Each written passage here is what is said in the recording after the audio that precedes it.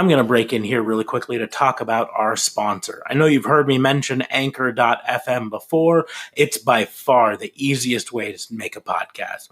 Let me explain really quickly.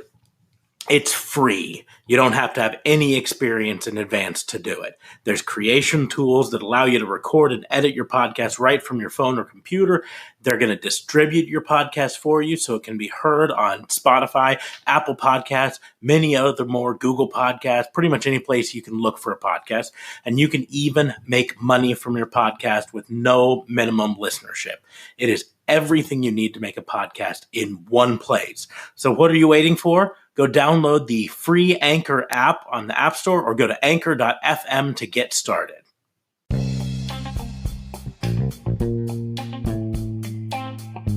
In the wrestling world, the people are represented by two separate but unequally important groups. The wrestlers and bookers, who literally do all the hard work, and the fans, who endlessly nitpick and overanalyze everything they do. These are their stories.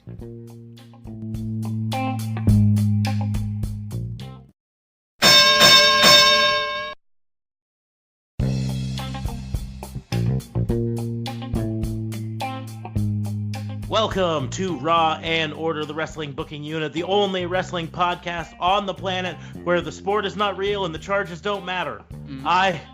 That was about as legit of an open as you've ever done. Yeah, that's really good. So whose line is it anyway, fans out there? None? Yeah, no, I got it, but still. I am Detective Mark Smarks. I am joined, as always, by my partner in crime fighting, DA Vincent K. Fabe. What's going on, man? How are you? Also not real, and it doesn't really matter, so let's just keep rolling, man. Awesome. Also, host of Real Talk Radio, Justin Leblanc is back for the time. Can I get a witness, ladies and gentlemen? Thank you guys for having me back once again. Real Talk Radio is the podcast, but now we got some crimes to get to, and I have quite a few. I think that's definitely crime-worthy for this week, because there's a lot of crime-worthy things happening in the wrestling business this week. Oh, yes, definitely. So, if anyone's new to this podcast, first of all, go onto Twitter, find us at Raw and Order WBU, or at DA Vincent K. Fabe, or at JLB420 or Real Talk Radio 8, either one for Justin. Give us a follow on Twitter. Go to whatever podcast service that you listen to this on, and make sure you're subscribed to get the latest episodes. Make sure you share it with all your friends. That helps us out a lot. On this particular show, we go over the air quotes crimes in professional wrestling. We talk about them, we discuss them, and then we throw them out to you guys, the jury, to tell us whether you think the people are innocent or guilty. We got Is a lot. air quote the right term for that? The air quote crimes? Well, some of them are probably real crimes. I mean, Walter got his belt stolen, so that's a real crime. Yeah, Bobby Lashley. AEW. But anyways, I think this week we will let Justin start off with crime number one. Justin, what you got for me?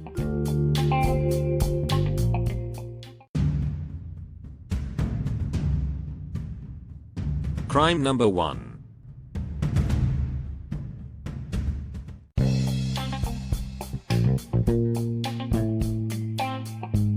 So crime number one is going to basically start off of the beginning of the week that we had. And of course, at the beginning of every wrestling week is Monday Night Raw.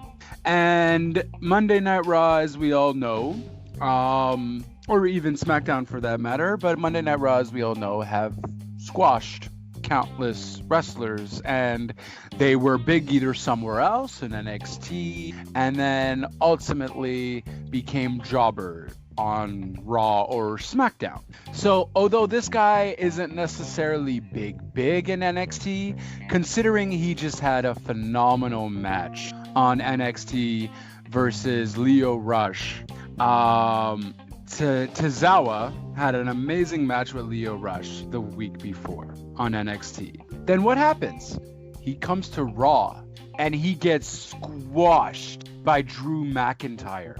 I convict the WWE for first-degree murder, because that is premeditated without any regard of showcasing. You had NXT showcase such a phenomenal match. Tozawa's just a phenomenal wrestler just from the get-go. But you had this amazing match that was quite arguably the match of the night.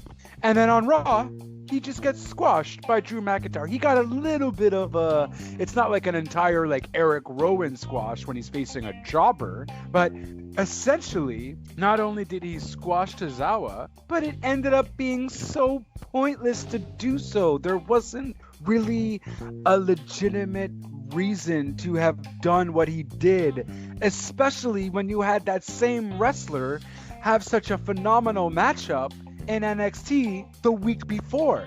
Raw, and it's mostly been Raw so far, but Raw just constantly just keeps doing these pointless matches that make absolutely no sense. It's a waste of time, a waste of energy, a waste of character build-up, and just a waste in general. So mad at the WWE and the Raw booking. Like, I don't know if this is writers doing, or Vince's doing, or Heyman's doing, but all of them collectively are guilty as charged and should all be sentenced to life for character disabandonment. And that's all I gotta say about that. I mean, I get it. My thing when I saw that match happening, it was like, do they not have any other small wrestlers that they could throw out and job to Drew McIntyre? Well, to be fair, No Way Jose was on that same night, had to job to Eric Rowan, so apparently not. Yeah, because it's like, I mean, yeah, they don't have Sin Cara anymore to job out, but I guess well, they did Lucha House Party is. Technically, they still had a Monday. You're correct there. But, I mean, Lucha House Party's on SmackDown now, so they couldn't job him out. Drake Maverick's on SmackDown now, but they've got to have someone on the Raw roster that's not Tozawa that they could have jobbed out at that. Because, yeah, it's like, I mean, the simple fact is they spent all this time building up Tozawa as, a contender for the NXT Cruiserweight Championship and the 205 Live before that. And then no, let's just have him job out to Drew McIntyre. We don't need to protect him in any way. No, none whatsoever. I mean, they couldn't have had, I don't know, Kurt Hawkins, right? At least, but it's pointless. It's not even. What's the point of him jobbing to Drew McIntyre? You have the Randy Orton feud happening, right? Which, by the way, is also just taking forever. Even their promo on Raw was pretty garbage. Oh, so you want to be like me? No, I don't want to be like you. In fact, that's not it. You're the past. I'm the present, or I don't know if he said he's the future or whatever. And I'm just like, guys, what am I back in like 95 promos? Like, what are you doing? Well, I mean, that's my thing is, I mean, the simple fact is, I know what it really comes down to. It's, you said you didn't know whether it was the writers or Vince McMahon doing it or Paul Heyman, and I bet you it was a lot of Paul Heyman and Vince McMahon, specifically mostly Vince McMahon, just from a small guy can't beat big guy. It's just right up his alley for booking, there's no way I can let that really small guy beat the big guy. We've got to have the big guy look dominant and cool, but and I'm seriously, I'm looking down the Raw roster right now and I'm like, well, crap, Tozawa really was one of their only options. I mean, I guess Cedric Alexander, but that would be doing basically the same thing. You've just been building up Cedric Alexander as a legitimate contender.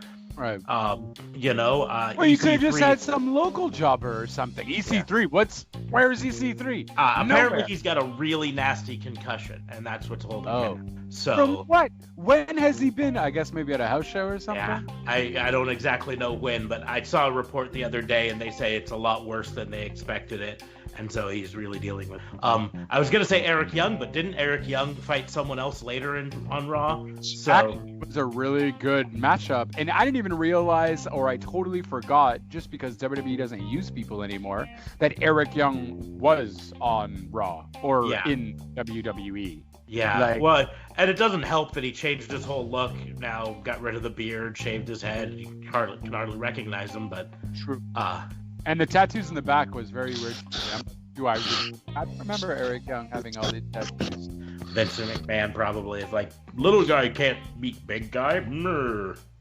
Well, and remember, that's part of what he said about Morrison when that separation happened, because of the backstage relationship between Melina and Batista.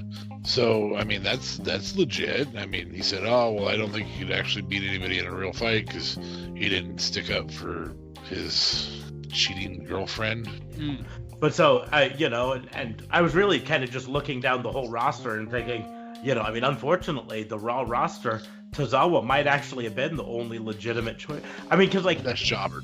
Yeah, because he is actually a Raw superstar. He's actually a Raw superstar. That he was on SmackDown or guys, on NXT. And I get it, but he was just on NXT the week as a before challenger for the championship. As a challenger for a championship that degrades NXT. That I agree. It degrades 205 Live. No, 205 there's no 205 Live anymore, technically.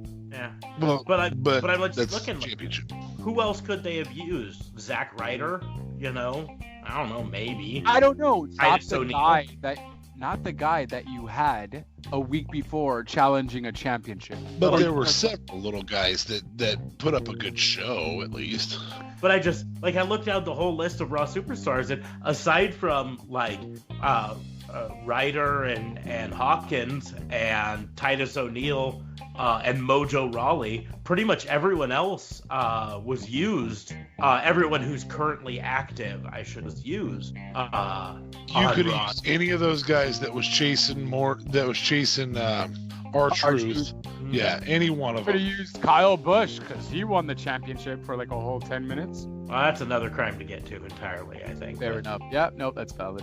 We don't need to necessarily worry too much. I mean, for the most part, like I said, I'm agreeing with you. I think for a company that's so absolutely stacked with talent, for them to waste Tozawa in that role, but at the same point, they're so stacked with talent, but their Raw talent is actually relatively thin. If I go to SmackDown and I look, I mean, that would have been a perfect place for a Curtis Axel to come out. A Drew Gulak could come out and have done that. The Colognes, Epico, and Primo could have come out and done that. A perfect job for a Heath Slater, come out and get squashed by Drew McIntyre. The other thing, and we've mentioned this before, I said this a lot with the Iconics in terms of tag teams. If you really want to push your tag team division, it's okay for them to lose in singles competition and then to come back together and be strong together. I mean, you could have made Drew McIntyre look like even more of a beast if he beats Otis. Just Otis, not all of Heavy Machinery. You don't want to do that, but beats just Otis in a one-on-one competition. You can put Otis, you can elevate him because of a couple spots like they did with the Tozawa match, and you can elevate McIntyre at the same time, and it doesn't hurt Heavy Machinery because it's McIntyre, a low championship contender, against one of the tag champions who work incredibly well together. However, I will point out, to be nitpicky, Heavy Machinery is a SmackDown team, but we'll move past that. Okay, what's the other one? What's the Viking Raider Experience machine? I mean, you look at them, with the exception of their outfits being different, they're both about the same amount of time on the main rosters, and yeah. But I mean, so like, Eric for me, Ryvar. the biggest crime probably out of this is the fact that Drew McIntyre is, as you said, a low championship contender. And that dude absolutely ran the show when he was down in NXT. When he was on the Indies and in Impact and all of that, he was awesome. And then they bring him back here, and it kind of shows that I think WWE doesn't necessarily know what to do with stars that cut their teeth elsewhere, you know? Well, and keep in mind, not only that, but the guy cuts. So how many wrestlers want to play the mean, bad, tough dude and can cut a good promo doing it? He legitimately, that's the best promos he can cut, are mean, tough, bad dude, you know? Like, and he cuts really good mean, tough, bad dude promos. So, you know, I mean, let's let him be exactly that. I'm sure he's not a jerk in real life, but cuts good promos as a jerk, so let's let him be that and put a strap on him. Put something on him, yeah. His promo on I think it was one of his social media accounts. I think it was for something. He was just talking about, I don't know, he was going after somebody or something, and he was just at home, and he was talking how his wife was just around or something like that. He did some promo, and it was just like that. He just did it like that, and I'm sure it wasn't scripted. It was just him talking, and it was actually thoroughly entertaining. You know what I mean? Like, the guy has all the makings of a champion, and I feel like a few years ago they were pushing him towards that, and then in regular WWE fashion they just, you know, dropped the ball. They overstay their push. Like they overstayed Braun's push. And now, I mean, what do you do with Braun Strowman? Somebody's got to beat him. Like, you have to push Braun down the card so he has a reason to go back up the card. Because now you're just having Braun in matches with, I don't know, professional boxers, a la Big Show. You know, like, right? I don't know. No, I mean, I think we all agree that using Tozawa in that spot was not the right person to use. But, like, I'm just pointing out that I don't know right now on the Raw roster itself. I didn't see hardly anyone else that, like, aside from Ryder and Hawkins, most of the other people that I would have put out there were either already in matches later that night or injured. So then don't make the match. I mean, you can do it with Truth while he doesn't have the 24/7 title. The other thing about in that same moment. And it's not part of this crime, but I don't want to use my crime on it. How is Andrade in no way, shape, or form at all interested in that 24/7 championship as he watches Truth run out? Well, like, would you Andrade, really, man. Have they given us any reason to actually want that championship?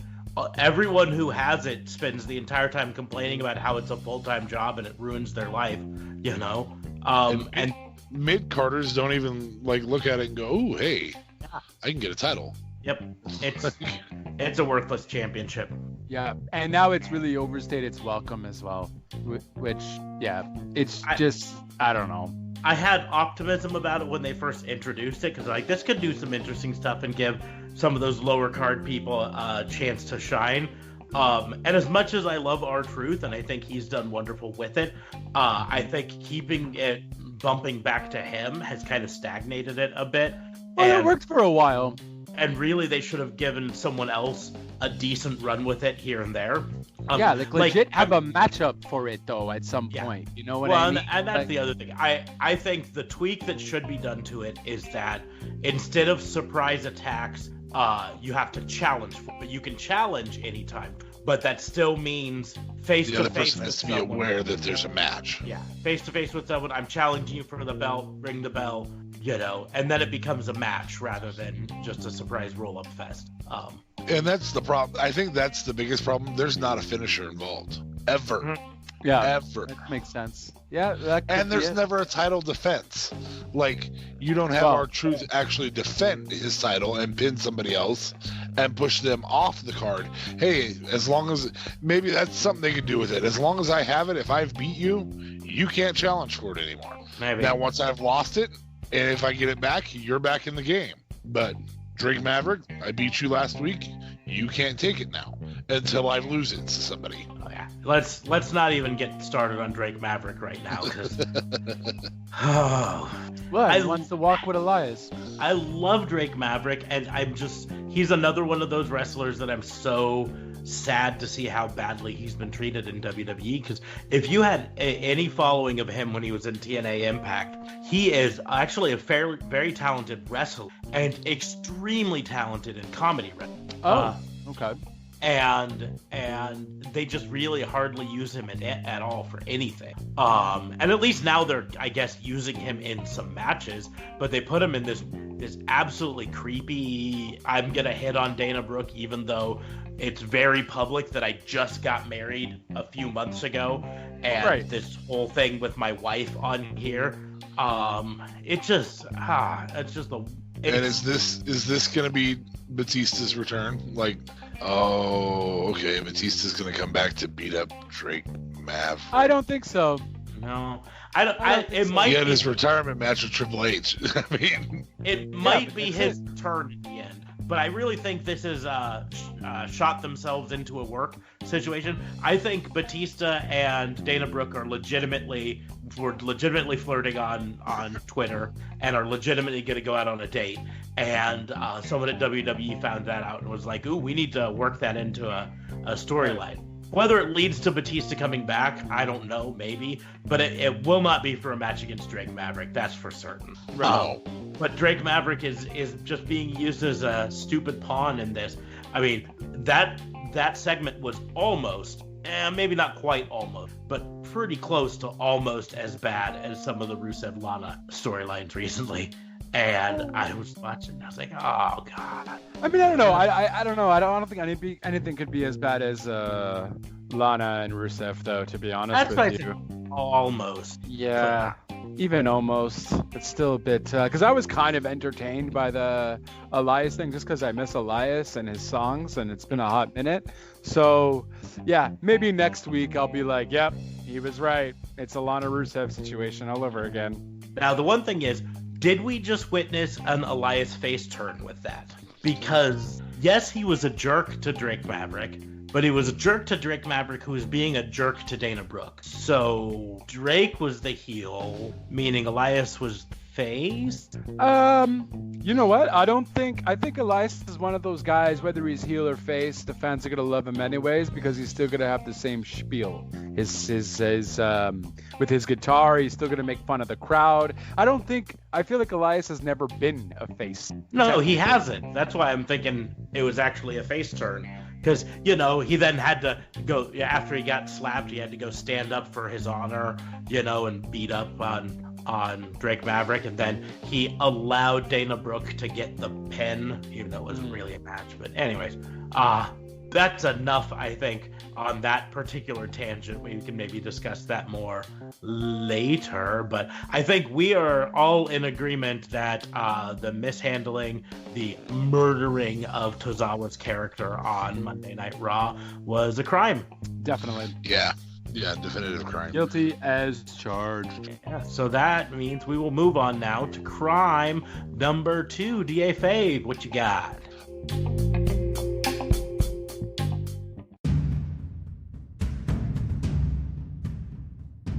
Crime number 2.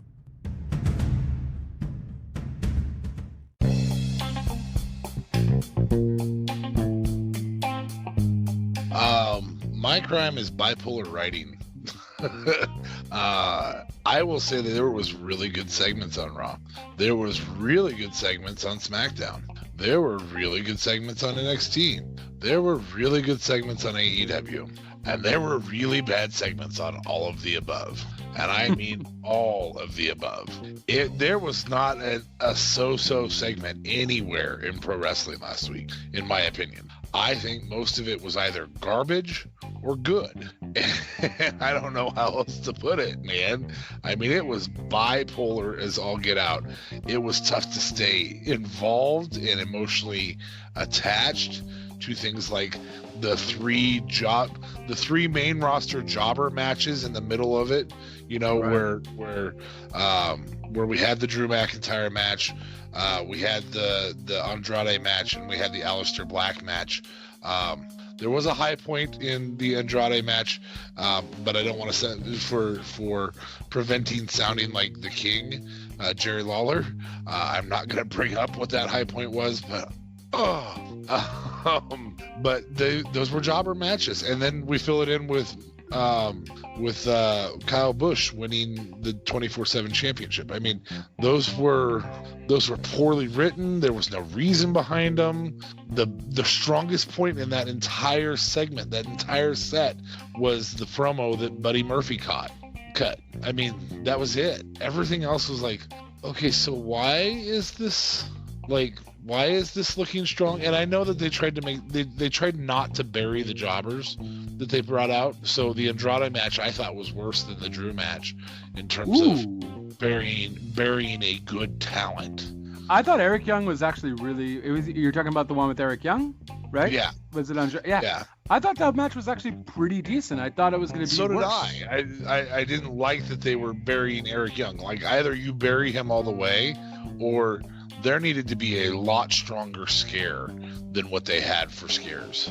Like, the elbow drop needed to happen a couple times. But that's just my thoughts. In AEW, there was a couple matches that I was just like, this just it's not even keeping me right now. And then there was the Jericho promo, and I was like, oh my gosh, you just mentioned the list, and I was as much of a smark as everybody else in that arena that said that started going, yeah, and he went, oh, get your heads out of 2016. And I loved it, and I loved every ounce of it. The lexicon of Les Champions. I do have to say, if you say that one of the boring matches was the Shida versus Chris Statlander match, we're through. I'm just saying that right now. Oh, actually, I jumped on the Statlander train. Yeah. I would say she is the hottest big woman in wrestling right now. And she's not big. Like, she's not Nyla Rose big, but she's... Damn. That's pretty enjoyable. And this is knowing my penchant for oh my gosh, NXT, not Shayna, Rhea Ripley. Wow, I have such a penchant for her, I forgot her name. And I didn't think SmackDown was terrible. I thought that they SmackDown really needs two quality, like, the show before the Go Home show, because the Go Home show is so close to the event, needed to be more solid in my opinion. But it was still a good show sometimes. And then there were just really bad segments in there. And so I would say that as a whole, wrestling just was really, really bipolar last week. Like, I expected the Eric Young Andrade match. I expected that finish. We all knew the finishes in those two. But I expected more of a squash than I got, so I was really happy for them showcasing Eric Young. Yeah, and I was too. But I also was like, why? What's this building for? Like, you're 2 weeks away from TLC. What are you building for? What was being built there? Was this felt like a filler episode in the 4 pay-per-views era. You know what I'm saying? Like, right. Well, and I think that hits on so much of it felt that way. I think that kind of hits on the underlying crime for WWE in this, is that we've got TLC in just a little over a week. Well, right at a week now from when we're recording this. And officially we've only got one match announced. They announced a match yesterday or today, that's Roman Reigns versus Baron Corbin. Oh, Jesus. I mean, good. Now, that said, I mean, so SmackDown had one really intense segment that made you go, what the hell's going on here? This is fantastic. When is this Miz versus Bray Not the Fiend thing happening? Well, rumor has it that's going to be at TLC. Yeah, that's what I'm thinking too. But like I say, that's rumor. Real build we saw, other than the build that's been happening for months with Baron Corbin and Roman, and obviously we're gonna have a Seth versus KO match of some type. But that's, like I say, is here we are a week away, and we've had one match officially announced, and a couple others that we're pretty sure are gonna happen. Like we're pretty sure there's going to be a Rusev Lashley match. We don't care that there's going to be Rusev Lashley match, but we're pretty sure it's going to happen. But it'll be there. Been announced, right? Like, this is when they should have 3 or 4 matches announced that are hot enough to want to watch more. Yeah, that on Monday they can finish the builds for. On Friday they can finish the builds for. But as of right now, we're just like, meh. And DA Fabe and I kind of talked about it on the FBI earlier this week. We want to have a prediction show, but I don't know when we can record it because I don't know when there's going to be enough out for us to actually predict. I mean, if they wait Friday till Friday? I mean, that no, would but suck. they don't even, guys, because I've been doing a wrestling pool thing, okay? I've been doing a wrestling pool thing that I do for every pay-per-view, and I have a bunch of my friends involved. And then it comes to a point where I tell them a deadline, but I'm like, okay, guys, we only have 4 matches confirmed. These are the rumored matches, so if any of these matches are happening, great. If not, then no one gets a point for anything, and these matches never happen. Yeah. Like, it's messing up my whole thing. It's almost impossible. And that being said, you know, I mean, I hate to sound like an AEW fanboy, but, you know, the next AEW pay-per-view isn't for a few months. And we already have a pretty good idea of a couple matches that are going to happen on it. But anyways, not a legit statement. I mean, that's solid. Not to hijack DA Fabe's crime at all. I just had to vent. I also, you know, and to say the same thing for AEW. So there's a little bit of a why. Why Jungle Boy? I love that it's Jungle Boy. I'm not upset that it's Jungle Boy, other than that the rest of the Jurassic Express came out with him, and apparently, I mean, we don't. That's one thing. I don't know. I kind of wanted a little more WWE-esque from Jungle Boy's first talking. I wanted him to talk a little bit broken, and I was sad, but I was okay with it. But you're kind of hitting on part of my crime for later, so we'll get into that. But other than that, I mean, I was not unpleased about it. It's just, like I said, the whole thing seemed bipolar. There were times I just wanted to shut it all off. Just shut it off and not watch any of it. It was like the Ohio State-Wisconsin game at times, where it was just one side's dominant, and then the other side of me just went, oh, holy crap, now I actually like this. You know, and because I didn't like the first half of that game, I'll admit it, but that's how I felt. It was like two totally different worlds multiple times throughout the week. Multiple times. Now, that said, I haven't done a complete and total through watch of NXT. I wanted to make sure I got SmackDown in. I knew NXT was going to be solid. I also knew that there wasn't much coming up pay-per-view wise for those guys, so I wasn't deep into it, unless maybe they are now doing a co-branded with NXT at TLC. But as a whole, I was like, okay, I can, if I have to miss one, I can miss that. I got all of AEW, I got all of Raw and all of SmackDown. So maybe NXT wasn't as bipolar as everything else. I even felt, like I said, a little bit like AEW was a little bit bipolar. But I also think that has to do with a long-term build. You know, like, I really wanted an MJF interference and I didn't get it. We sort of have the Butcher and the Blade now-ish.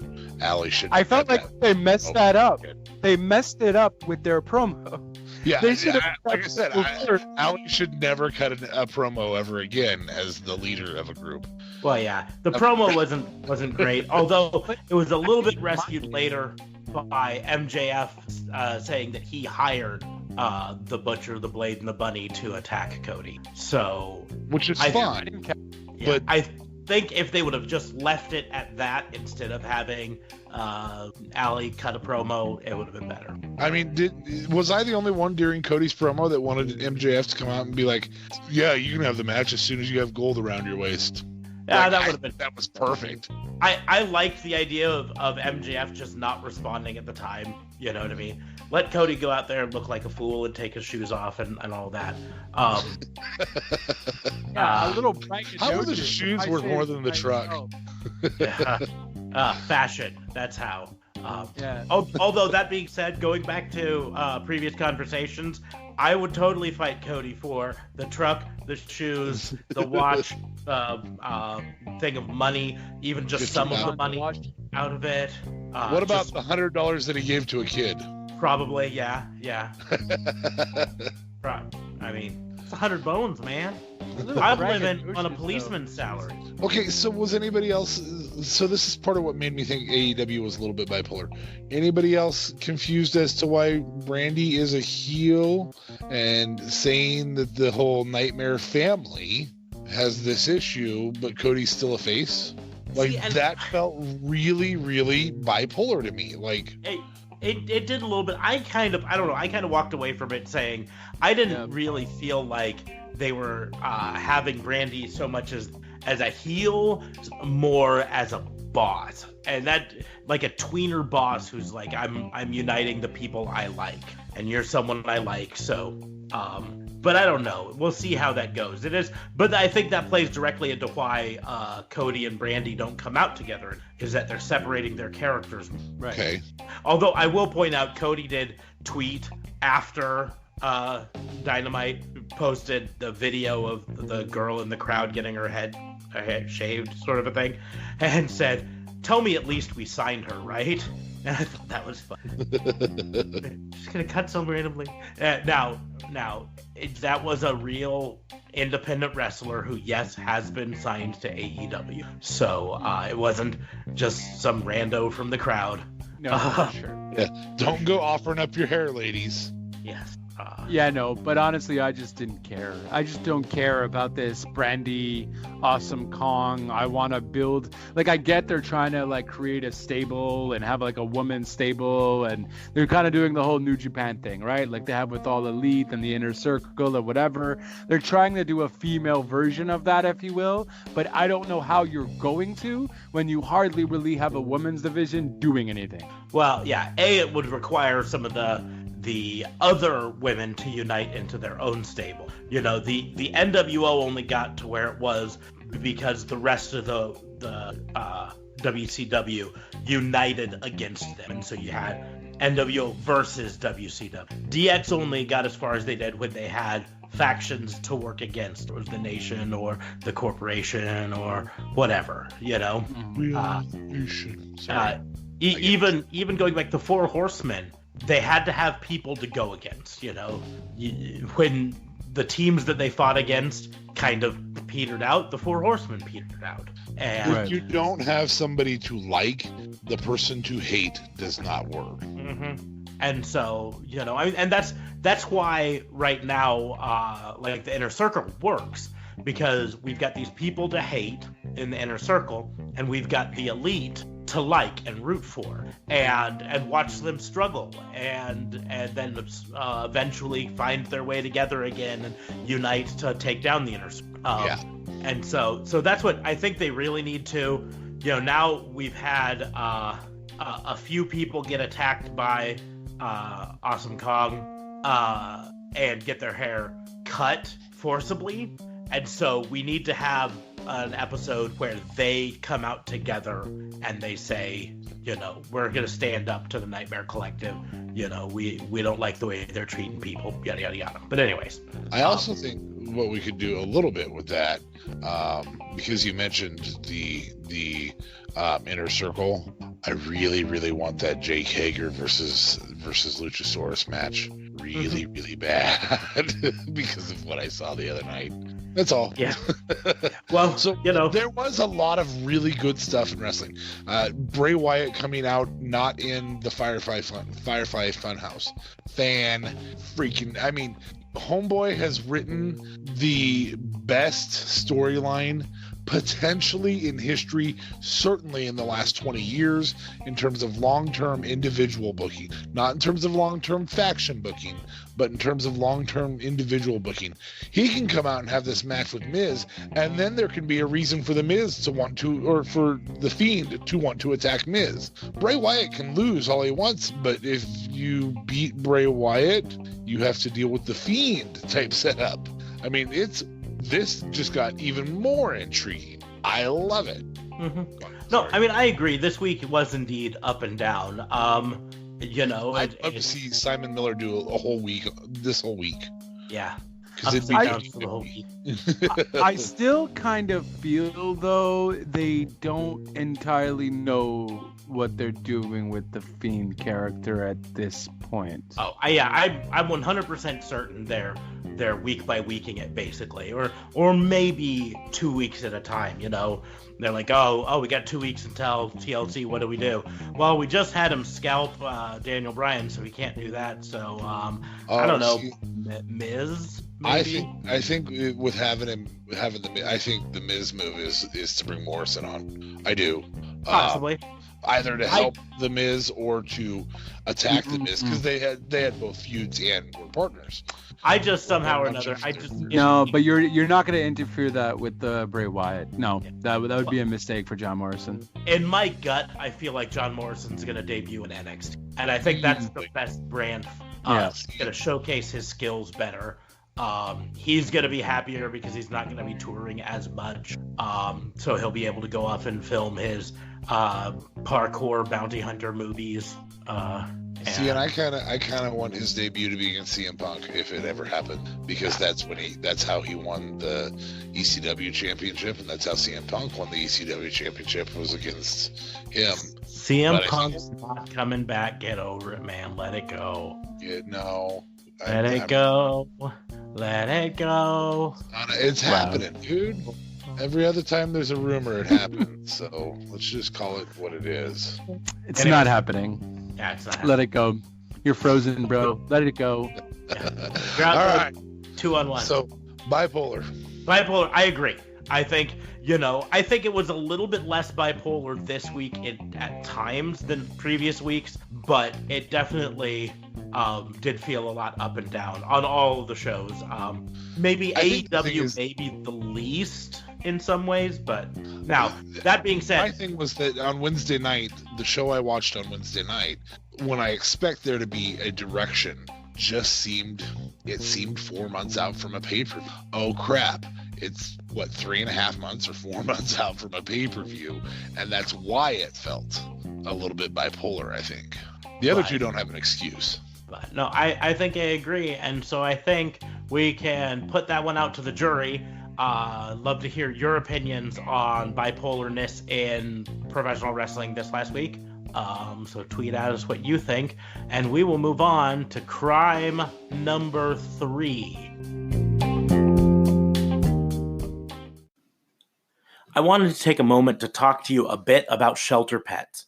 While every shelter pet is unique, some love a good game of fetch, others would rather just snuggle on the couch. There's one thing they all have in common: they are all pure love. We have 2 cats at the Smark household, both of them from shelters. Our oldest, Lois Lane, is the sweetest little cat you could ever meet, and I cannot imagine the last 10 years without her. And our newest, Princess Buttercup, truly lives up to the princess moniker. She's a big diva, but also the cuddliest furball around. Right now, millions of pets in shelters and rescues across the country are waiting to be adopted. Did you know that only 44% of dogs and 47% of cats in American homes come from animal shelters and rescue groups? The unique qualities of each and every shelter pet add up to an incredible bond between every shelter pet and parent. So, if you're thinking about getting a pet this holiday season, make sure to visit theshelterpetproject.org. Brought to you by the Ad Council, Maddie's Fund, and the Humane Society of the United States. Crime number 3. And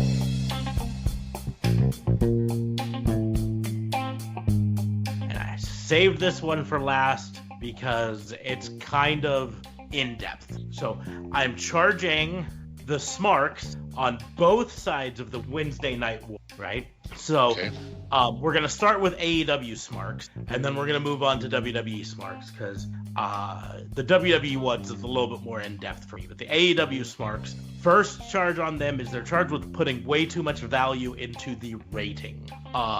Every week, and it happened last week and the week before when NXT won the ratings. It happened the week before that when AEW won the ratings, and the fans for AEW were going out, oh, we won.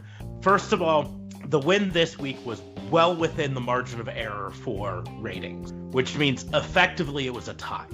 Yes, the number shows AEW slightly ahead of NXT, but that margin of error means effectively it was a tie, right? So we should see it as a tie, not as a win for AEW. That's one thing. But the important thing is not whether AEW or NXT had better ratings on Wednesday night. The important thing is nearly 1.7 million people watched wrestling live on a Wednesday night. 1.7 million people. That's more people than watched Raw 2 months ago. That's more people than watched SmackDown 3 months ago. You know? Right. That's more people than watched some network television on that same Wednesday night. Yes. That's 1.7 million. Performed better. Hold on, I'm looking at this. It performed better than 1.7 everything on CW, which is technically a non-cable show. It lost to Vikings and Hannity and college basketball and stuff like that. But, you know, they as a whole, they did very, very well. And that's my thing is we need to realize that is absolutely huge. That you know, this is Wednesday night, a night that's not normally associated with professional wrestling in the first place. You know, we've had Monday Night Wrestling for 30 years now. We've had Friday Night Wrestling before. You know, it's been a while, but we've had it before. We've had Thursday Night Wrestling for both WWE and WCW before that. Tuesday Night Wrestling for a long time with SmackDown recently. But there has never on a regular basis been major Wednesday Night Wrestling. And Wednesday night is not typically a huge night for TV watching because it's the middle of a week during school. So people either are working the next day or they're going to school the next day. And because of that, they're usually tired. They go to bed a little earlier and all that stuff. And yet 1.7 million people decide not to do that, decide to instead tune in to a wrestling show on Wednesday night. That is a very big deal. And so effectively, we should say both of them won because... Well, yeah, I mean, they were both in the top 15. Number 8 was AEW. Number 12, and this is this week, number 12 was NXT. Meaning that they got beat by college basketball, something called Challenge War of the World, and this is on cable only. Challenge War of the Worlds. South Park. It's what? MTV show. It's their reality competition show between Real World and anyways. My wife. It's Officer Smarks' first favorite show ever, apparently. Yeah, well, I watched that and then I watched AEW and NXT. So they lost to South Park, Real Housewives of New Jersey, but beat Real Housewives of Dallas. They lost to Black Ink. They lost to the first showing of Vikings, beat the second showing of Vikings, which is a huge show right now. They lost to a couple of the new shows, but beat a couple of the new shows. AEW beat all of the new shows except for SportsCenter. The they beat Guy on Food Network. That's pretty solid. I mean, they beat Alaskan Bush People, which I have never watched, but I constantly get told I need to watch. They beat Man vs. Bear. I mean, there's some solid. They beat Homicide Hunter. They beat Property Brothers. They beat the Great Food Truck Race. I mean, they beat the Daily Show, hands down. I mean, they slaughtered the Daily Show. Crank Anchors doesn't really count. That's a replay, but they beat House Hunters International. I mean, some of these shows that you see frequently getting reruns during the daytime, that there's enough watchers that it gets put on. You know, they do blitzes and stuff like that, and they do marathons with these shows. They're beating them hands down, and that was both this week. Again, they lost to, we'll just use AEW's numbers. They beat almost all of the networks except, they lost to all of the networks except for Riverdale and Nancy Drew on CW. I hate Nancy Drew. And they nearly beat, sorry, I didn't mean to, she's probably going to tell me how I'm a horrible man and I should go to prison. They nearly wait on the doll where she hurt you. That's exactly why I hate her. Single parents So they nearly beat Single Parents. They nearly beat what's this one right here? Making It on NBC, and they nearly beat combined the Moody's.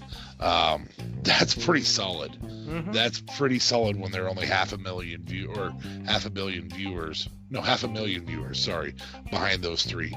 So, yeah. That's my point. It's like, you know, we should be celebrating not that AEW won, but that wrestling is period. Yeah. And so that's why I've got just a little problem with that, because I'm on some of the Facebook groups for AEW, and every week when the ratings come out, it's this whole clamor. Oh, AEW won, yeah, WWE's going down. First of all, I hate to break it to you, if WWE ever does go down, it's gonna be years from now, probably a decade. You know, it's because they've got so much in surplus, plus the Saudi Arabian, plus the Fox money, right? They could literally operate on insolvency for the next decade and still have money in the bank, you know? So WWE's not going down anytime soon unless they make some really, really horrible choices. They did. XFL. Yeah, but that XFL isn't coming out of WWE's money. Vince sold his shares in not all of them, but a bunch of his shares to finance XFL. So XFL, you know, even if it goes under and all that stuff, it really shouldn't affect WWE in any real way.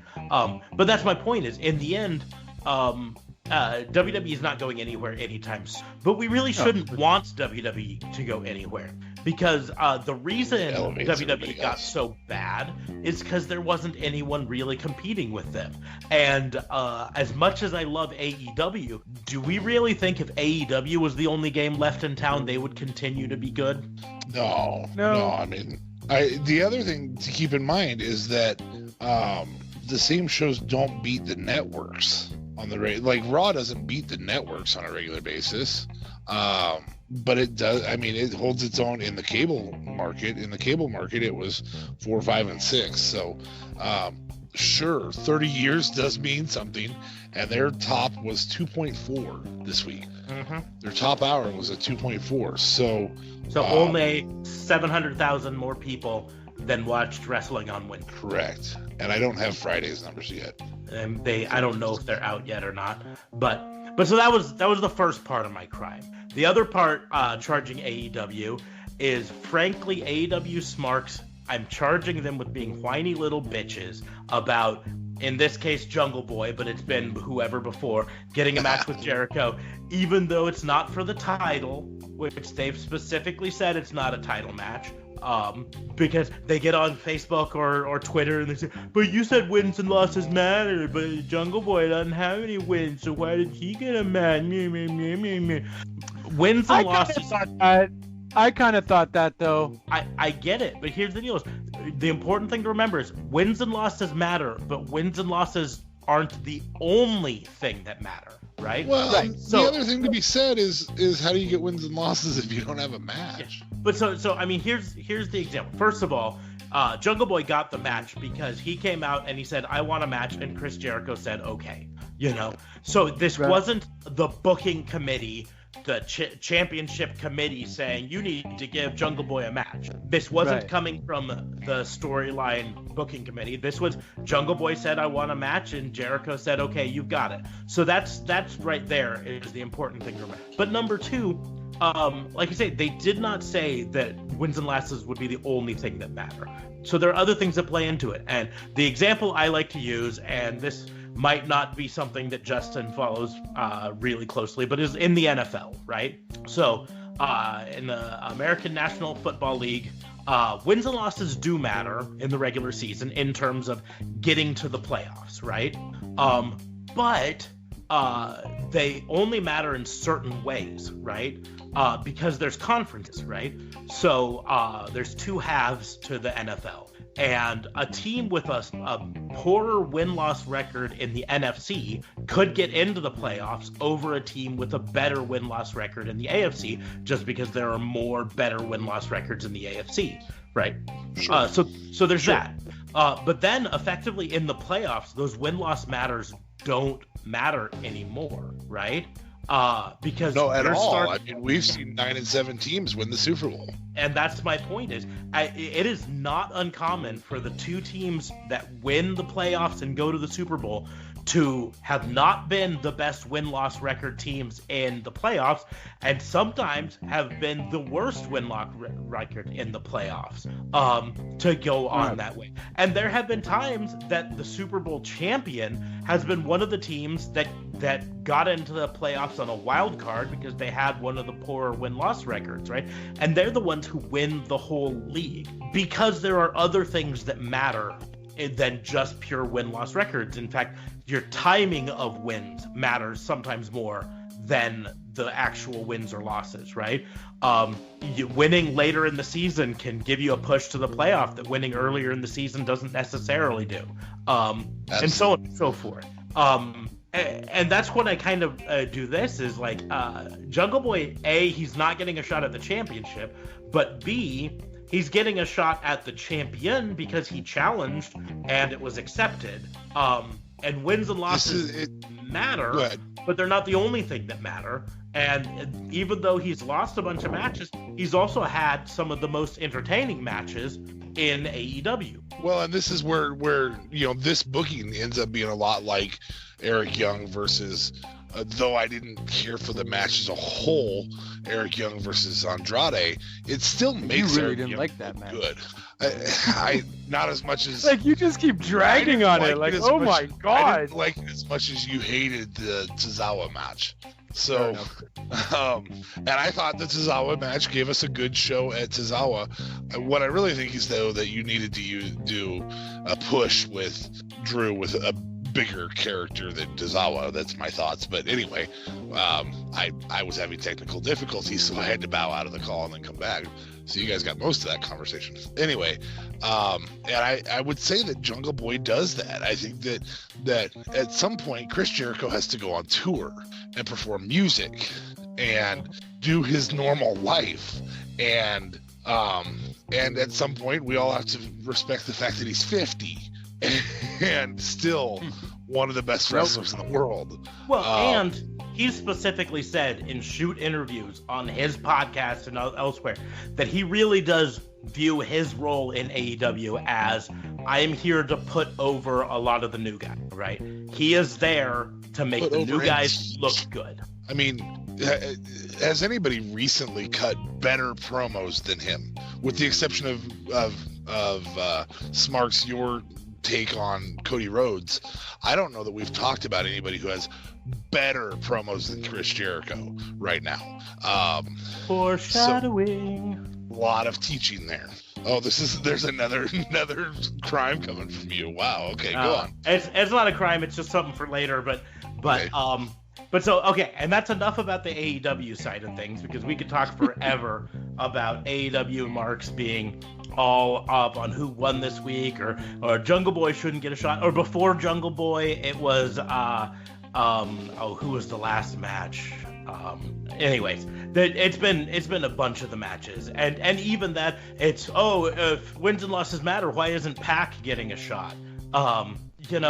Like I said, wins and losses matter, but they're not the only thing that matters. Because to make wins and losses matter, everybody has to have wins and losses. Mm-hmm. Well, and here's the thing, like, storyline matters. In fact, storyline probably matters more than wins and losses. It doesn't matter if Pac has, 8 wins and 0 losses. If the storyline is not he's going after the championship, then he's not going to go after the championship, right?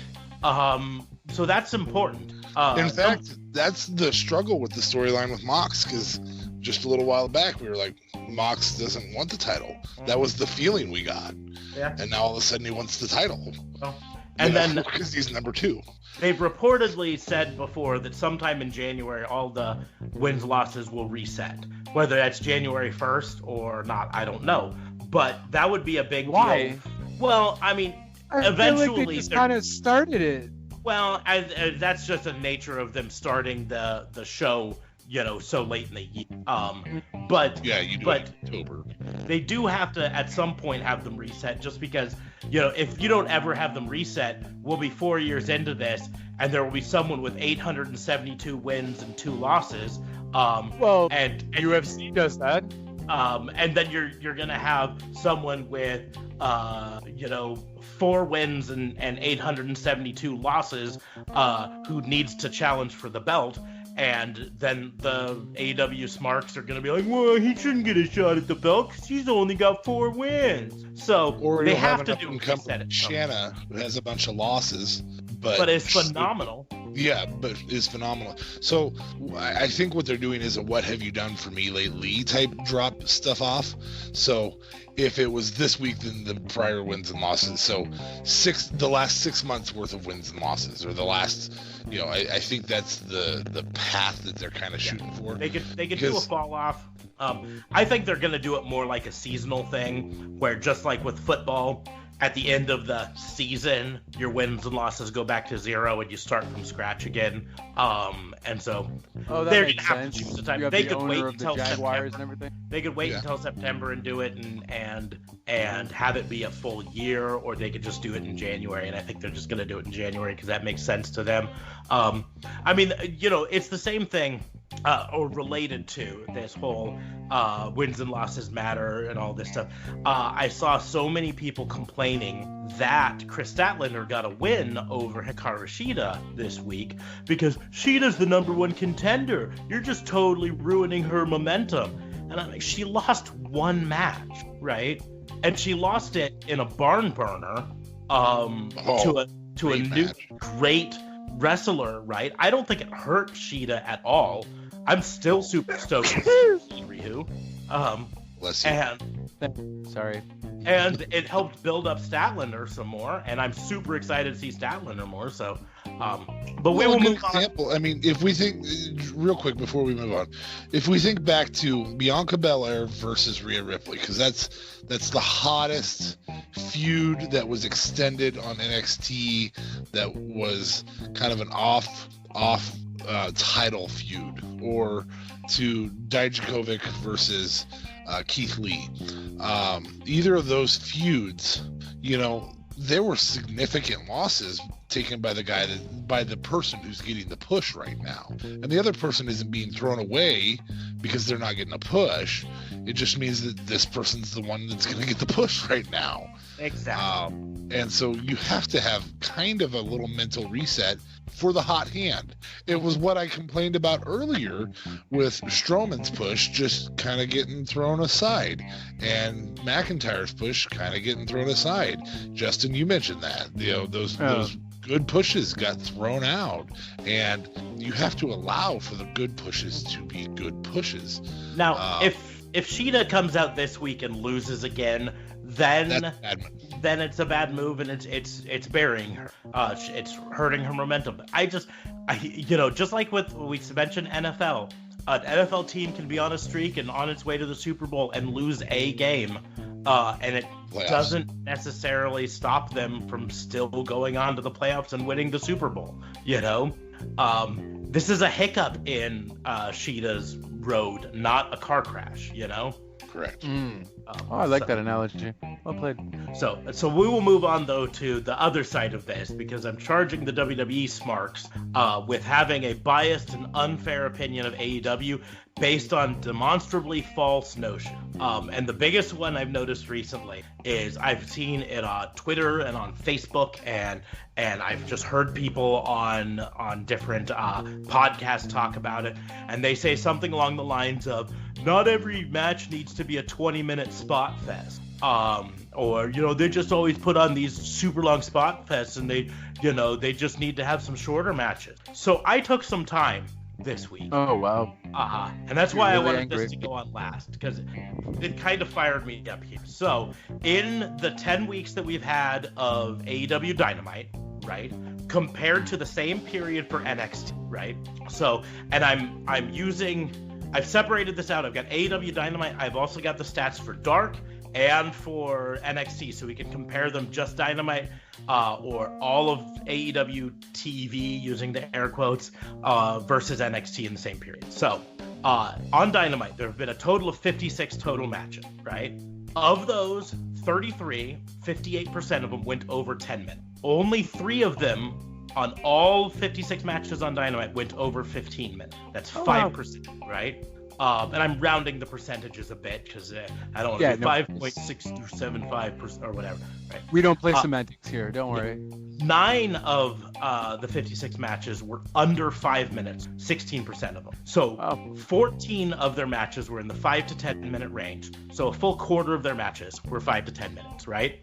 For AEW Dark, 29 total match. Only 14 above 10 minutes, so that's 48%.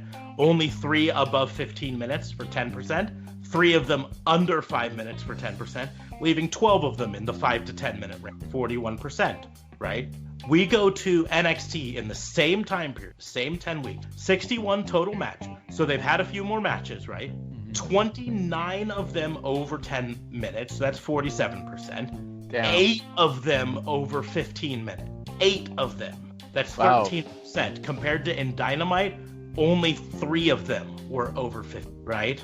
And 18 under 5 minutes at 29%, leaving 14 in the 5 to 10 minute range. So if we compare them right there, we see in the 5 to 10 minute range on Dynamite and AEW on NXT, they're basically the same. Right. In the under 5 minute range, NXT has a few more squashes than AEW has had. That makes sense. In the over 15 minute range, though, NXT by far has more 15 plus minute matches than AEW has had. And if you even add in Dark for all of AEW TV, that's still only 6 15-minute plus matches in all 85 total matches that AEW has had on both their shows versus 8 over 15 minutes on NXT. So NXT still has more 15 plus minute matches than all of AEW, Dark and Dynamite combined, right? That's just right there. I mean, that's to me a mic drop moment on this whole argument. Yeah. That's NXT is having way more longer matches than AEW is having. Now you can argue Spot Fest a bit. I give you that because both NXT and AEW tends to be a little spot heavy. I think Petey Williams tweeted out earlier this week that NXT executives, we need more people watching. Canadian destroyers, we need more people watching. More Canadian destroyers. And the thing is that that's on both of them. Both AEW and NXT use a lot bigger spots than you see necessarily on normal WWE TV or all that. But at the same point, I mean, I really think, if you're trying to knock AEW for having these long matches and not having the shorter matches, the 5 to 10 minute matches and the under 5 minute matches, then you are aiming at the wrong people. NXT is doing that way more than AEW has been. And when you go to the other ones, right, they're effectively the same, right? So you really comes down to this, just stop using this argument, people. And more specifically, I think this really just comes down to this need to feel like you're a part of a clan. You know what I mean? That you're part of a that's group. what it is for sure. That's what it is for sure, though. And I applaud you on your work, because wow.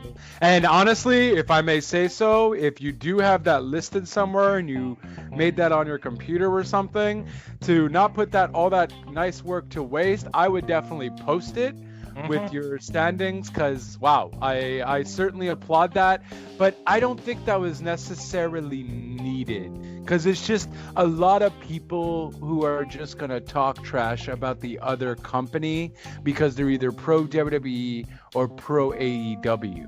I guess what I'm saying with it is get better material. If you're gonna bash something, at least bash it truthfully. This is the internet, Officer Smarks. There is no I better don't care. material. I will throw out charges. I will write tickets left and right for this. Oh, snap. All right. But that's the deal, is 85 total AEW matches, 55% of them over 10 minutes, only 7% over 15, 14% under 5 minutes, so 30% of them in the 5 to 10 minute range. To be perfectly honest, I think that's about a perfect kind of layout for things. I mean, you could argue maybe they need a few more squash matches, but aside from a couple big guys right now, who do you have really on AEW deserves a squash match. Jake Hager, Nyla Rose, Awesome Kong. You have to do a Jake Hager one because of his contract with somebody else. So well, yeah, but that's that's 3 wrestlers in the entire company that demand a squash match right now. Luchasaurus maybe right now. To get ahead to some of the misdemeanors, I have a feeling that we're going to have at least one more big guy show up in AEW sometime in the future, maybe about 90 days from now, give or take.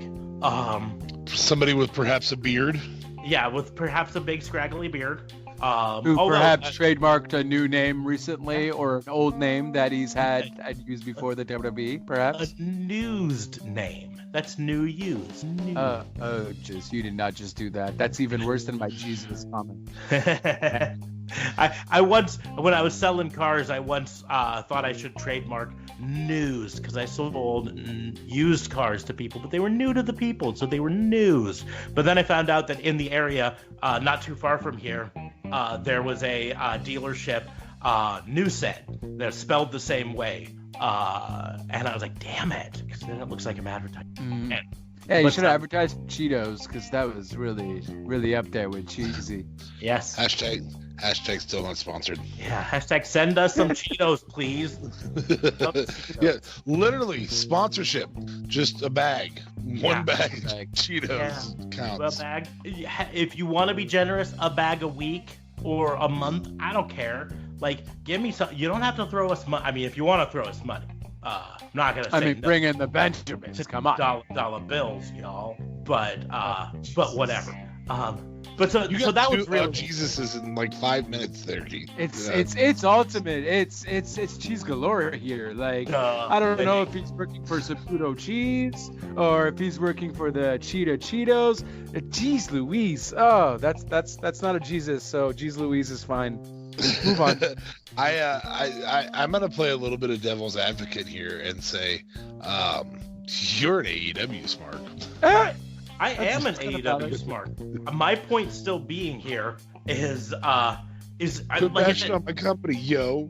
No, because here's the simple fact is it's not about them bashing. It's about them using bad concept. Like, if you're gonna make an argument against someone, at least base it on fact. At least base it on something in reality. Like, if you want to talk about spots, if you want to say not every match needs to have Canadian destroyers in it, well played. There's way too many Canadian destroyers in AEW. There's also way too many in NXT, but that's beside them. If you want to say, oh, they hit people with these huge moves and then they sit right back up and they no-sell them, that's fair. That's the style of wrestling that's come to be, especially through Young Bucks. And it's legitimately something that I struggle with Young Bucks, you know. Their style tends to be hit big moves, not sell, hit another big move, not sell, then finally something sells, you know.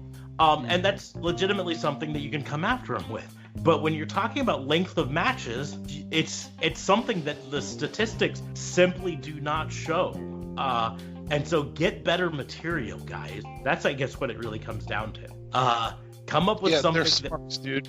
They literally, I mean, we do a podcast on it, and so we're smarks too. I'm not trying to say we're not. I frequently mention, say, a tag team from the wrong brand as somebody on a different brand or stuff like that.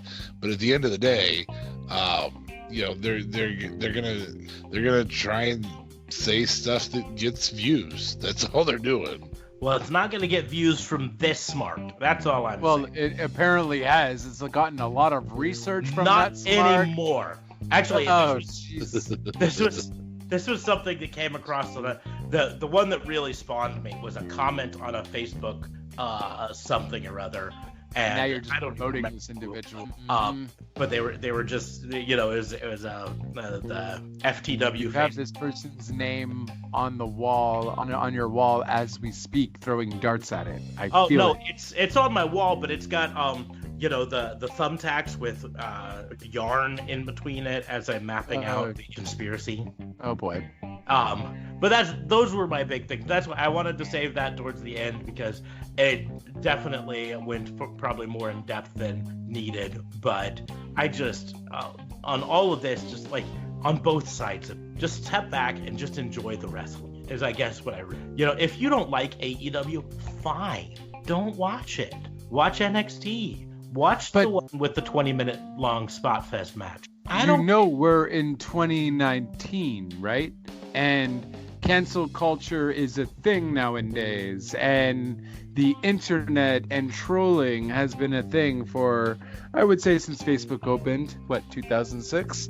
This won't change. This won't change. And as long as there's a war now, you know how many people are excited by this?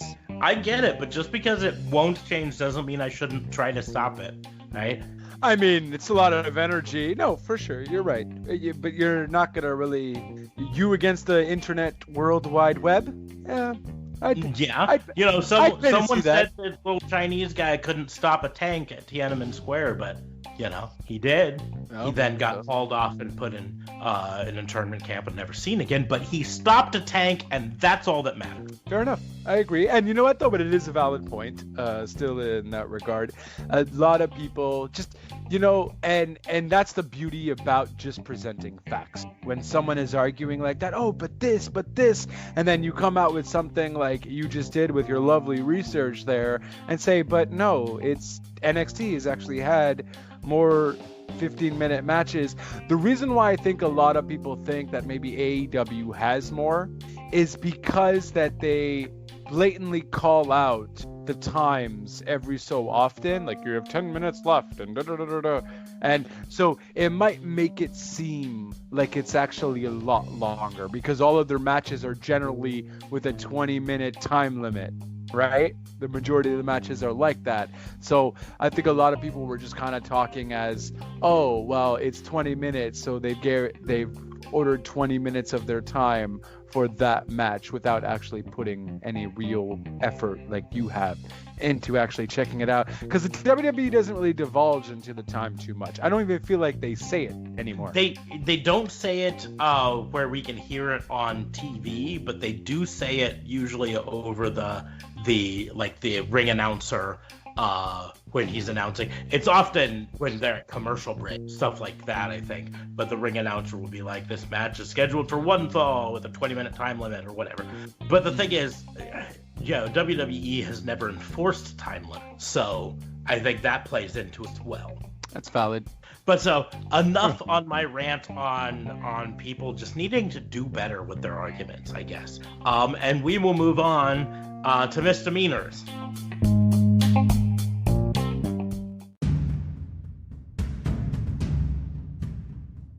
Misdemeanors and miscellaneous.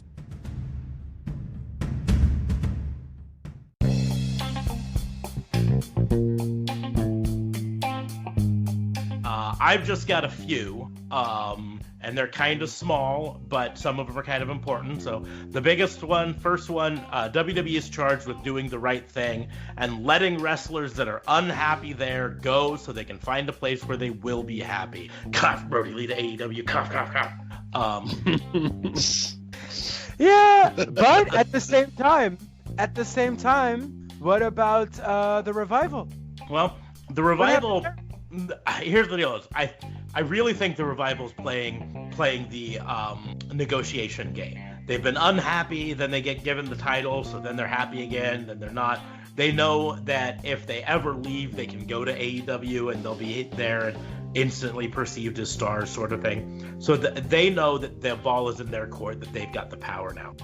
And they also know that WWE likes them enough to keep them around. Whereas in the case of this, the Ascension obviously have been unhappy, have not been used well since their time in NXT, have just kind of floundered on the main roster, were part of a dumb Fashion Police storyline a couple years ago. I enjoyed that storyline. Well, but it turns them into stupid. It turns them into stupid henchmen guys, But at least I got to see them though. Like that was the only time we actually got. I totally forgot that they were tag team champions in NXT. Mm-hmm. And that's the deal. They were brought in. They should have been brought in like the Viking Raiders, destroying people. The War Viking Raider experience machine. But they weren't. Can we add another name to that?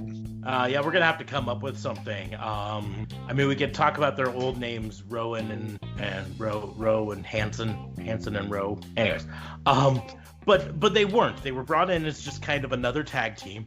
You know, they could have been Demolition 3.0 or Road Warriors 4.0, or I don't know how many variations on both of those there've been, so I'm throwing out numbers. But instead, they were just another tag team. And so they were definitely unhappy in WE and definitely have a future elsewhere that they could be used and really be successful, whether it's Impact or AEW or Ring of Honor or New Japan. I do see a future ahead of them there. Whereas the Revival, I really think they're more playing the who's gonna treat us better game.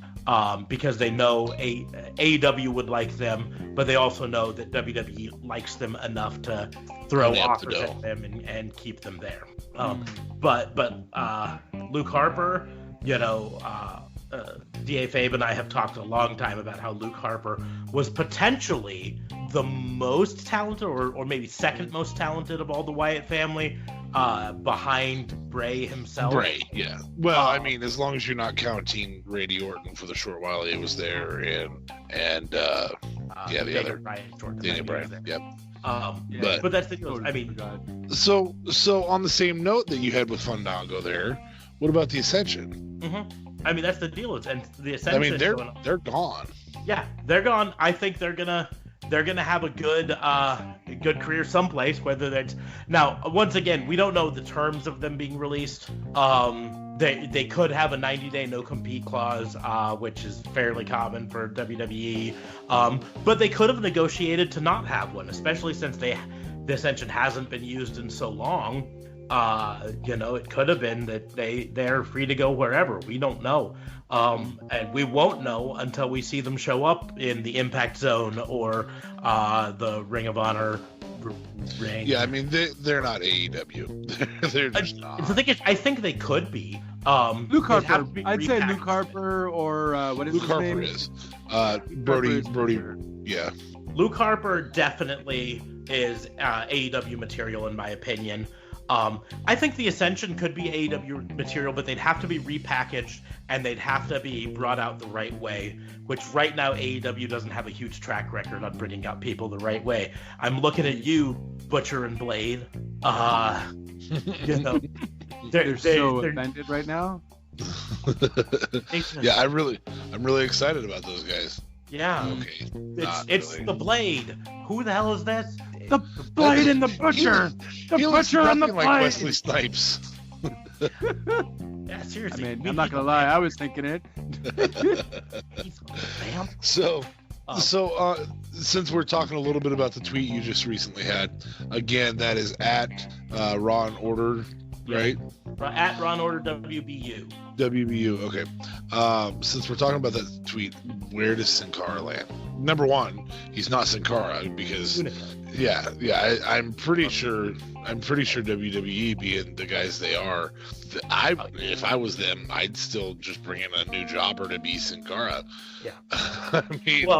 I mean, here's ultimately what it comes down to is it's all whether WWE feels they still have value in the Sin Cara name. And I don't think there's much value in the Sin Cara name one way or another. He is viewed as a job. Value that you can have. Let's just pretend and this is the second Sin Cara anyways. Yeah, but I think they've ruined the Sin Cara name so much over the years that I don't necessarily know there's like an inherent value in it. I think the value in Sin Cara is that you can have Umberto come out and job for somebody, and it doesn't ruin Umberto. Mm-hmm. Or somebody else like that, another luchador. Epico, you can have Epico come out. Yeah. As long as they don't make him hit that stupid trampoline and fly over the rope and potentially botch throughout his leg. Just be, have him off, and he's not going to do that anymore. Like you say, I am 100% certain WWE retains the rights to the Sin Cara name, so he's not going to be wrestling somewhere as Sin Cara. Period. Right? That's just. Well, he's going to be announcing for El Patron's combat, whatever have you. And that's the deal. That's what I read. Is he was at the fight this weekend, I should say, where Alberto El Patron got his ass whooped by That's a fair point, though. Is this actually legit, though, or is it fake? Yes. That's legit fighting. That was a real fight, and he fought a real fighter. Replica WWE belt. But he gave him a WWE belt, so I'm confused. But this is like the $1,500 ones. This is the one he got for winning the title. That's the deal. Is when you are a WWE champion of any sort, you get a replica belt so you can hang it up on your wall and carry it to events and stuff like that. While the expensive one that they have stays under lock and key, sort of thing. I mean, when you're the actual champion, they let you carry it around, but then you hand it off to the next guy, but you still have the replica belt that you can use. So, so he had that, and Tito Ortiz won it.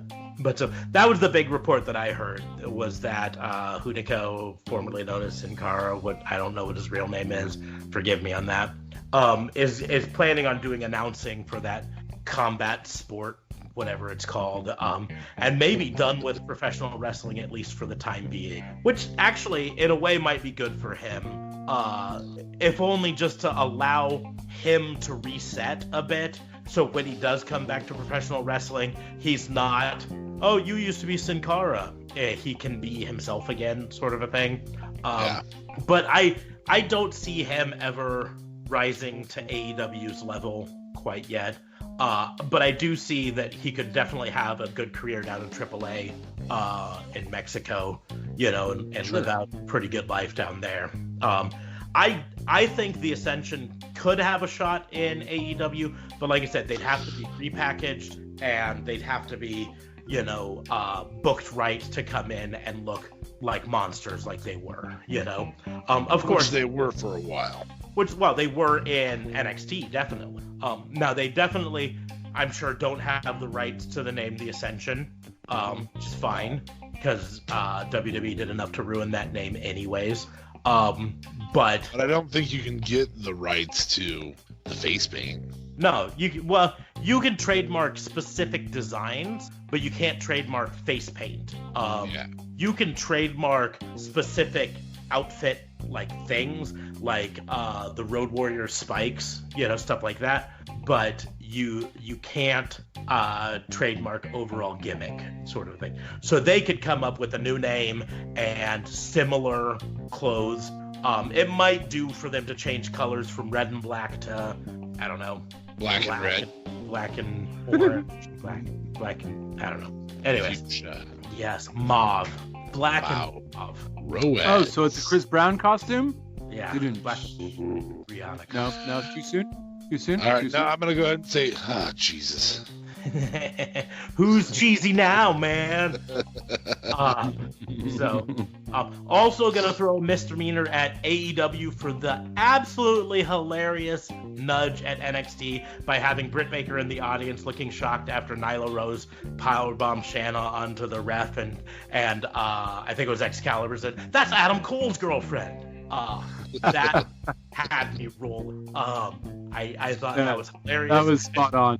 And then they've even started a Britt Baker challenge on Twitter where they want you to tweet photos of you doing the hand over your mouth shocked face that Britt Baker was doing, stuff. And I think that's a brilliant use of social media and a brilliant kind of just nudge, wink at NXT. So I was happy with that. What about you, DA Fabe? Any misdemeanors?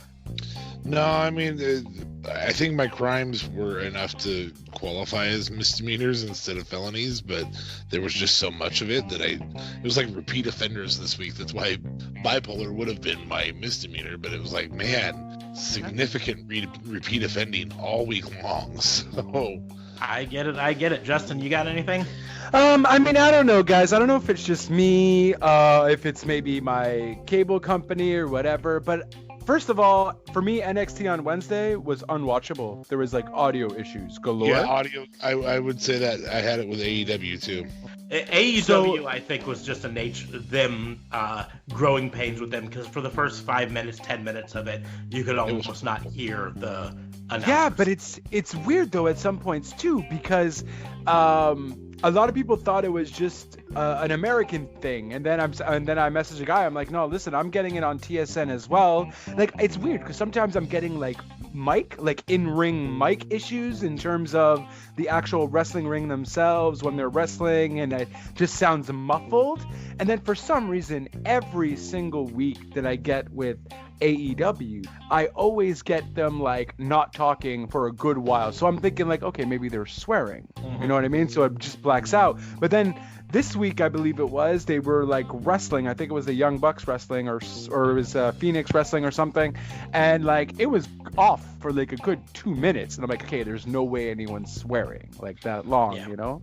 Well, and like I say, with AEW, I've been following a lot of the tweets at them over the last 10 weeks. And, you know, every week there's people complaining that either the entrance music was not loud enough so you couldn't hear the entrance music, or the ring wasn't mic'd loud enough so you couldn't hear the stuff in the ring quite well enough, things like that. So I think they're really having a little bit of growing pains as to, you know, the difference between a house show match where all you have to do is mic it enough for the audience to hear, and a television show where you have to have this nice balance between ring mic, entrance music, crowd mic, and announcer mic. And I think they're still trying to find their footing for AEW a bit. That being said, I don't remember having any moments this week where the audio was like 100% out. I just, like, at the beginning of AEW, the 5-10 minutes of it. 5-10 minutes, you could almost not hear, like, you could still hear them, but they were so quiet, like you're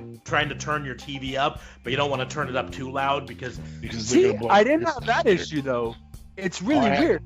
I didn't have that issue at all. I thought there was an issue with my setup. Like, again, I use YouTube TV as my cable provider. Sure, we'll say that. And so I thought there was an issue with the recording and all that stuff. So I had the exact same issue, Smarks.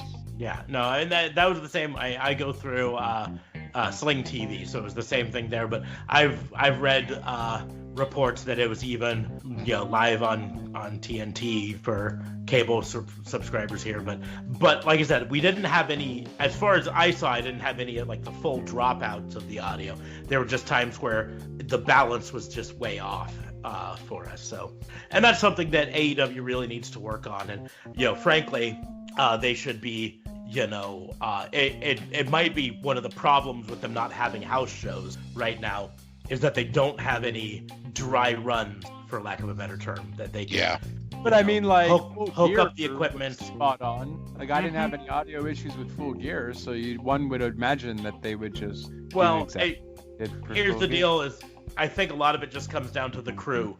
You hire a bigger and fuller crew for a pay-per-view than you do for your weekly show. Valid. Your weekly show travels, and sometimes can be different crews altogether. Listening to 83 Weeks, you often would hear Eric Bischoff talking about how, we were in this place, so we had to use union workers, or we were in this place, and so we could use whatever we wanted. These places, we could bring in our own people from Turner, whereas these places, we had to use local people. Stuff like that can play into it. The bigger pay-per-views also, I think there's more rehearsal time for them that allow them to iron out bugs. And that's kind of why I was, you know, saying if they had house shows where they could just say, hey, we're going to hook up the TV truck as if we were broadcasting this, just so we can try to get these levels a little bit better and figure this stuff out. But they don't really have that. So I think that's kind of working against them. On the swearing side note, to go along with what Justin mentioned, anybody else notice that it was in prime, that Kevin Owens said bullshit in prime time? Mm-hmm. It was I like think that was yeah. As soon as he said it, I was like, oh my gosh, they're trying to top. Because, again, MJF waited till 2 minutes after primetime ends at 9 p.m. Central, 10 p.m. Eastern. He waited till 2 minutes after, so there were no FCA fines.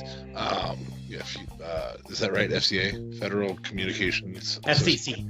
FCC fines. FCC is Fiat Chrysler Corporation. Yes, Fiat Chrysler of America. I don't know how I would know that. Anyway... stuff, reasons. Let's move on. Just reasons and stuff. Anyway, so FCC, Federal Communications Commission. So MJF actually waited till right after it, and not a week after. Kevin Owens says it in the first 2 minutes of the show in primetime, and I was like, did USA say, yeah, we'll just go ahead and pay your fine, just do it. We want a competitive atmosphere. Well, and there are some things, I was kind of looking into this, and cable channels have a little bit more leeway than broadcast channels. So Fox, CBS, ABC, NBC, CW have tighter restrictions than the purely cable companies do. So that might play into it there.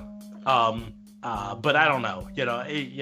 Frankly, I wouldn't put it past Vince McMahon saying we'll pay whatever fines we want. I mean, it's obvious they're trying to be edgier, a little bit more attitude era now. Yeah. So. And that was the biggest indicator for me, because we had actually had a real conversation about the exceptional timing that Tony Khan had this early in to not make that mistake of 3 minutes earlier it's a fine, and when it happened it's not. I think there's only 2, maybe 3 words that you can't say on non paid channel television, and shit isn't one of them. So the F-bomb, I think you have to be on a paid channel television. The C word, there's some derogatory words that I think with the advent of TV ratings, some things have been so if you are officially rated TVMA, you can allow some extra stuff in because you say at the beginning this is for mature audiences, so don't let your kids watch. Oh, that might help. Yeah. So I don't know. That makes sense. But I'm by no means a lawyer, DA Fabe, so I don't know for certain, boss. Well, I am not an FCC lawyer, so, touchy. I prosecute crime. I'm a prosecutor. Touche. Anyway. Well, since no one else has any misdemeanors, we will move on to our most recent segment, Commendation.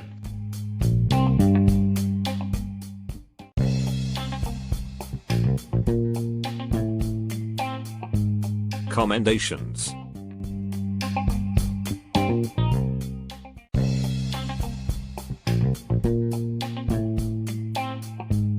And this is where I get to Cody Rhodes, because I am commending him once again for proving, to me at least, that he is the best promo in the game. That's where it was coming. Okay. I've been waiting for it.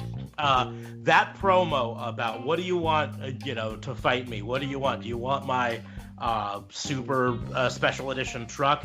Here, you can have it. You want my Louboutins? You can have those. You want this briefcase full of cash? Sure, you can have it. You want this super expensive diving watch? You can have it. Just give me a match. It was so well done. It had so many chances that it could have gone over the line to just cheesiness. It kind of did, though. I didn't get to cheesy at thank all. you. I wanted to be not the one who said that. You can never be scared, kayfabe. You can never be scared to speak on your mind. Here's the reason why I didn't want to be.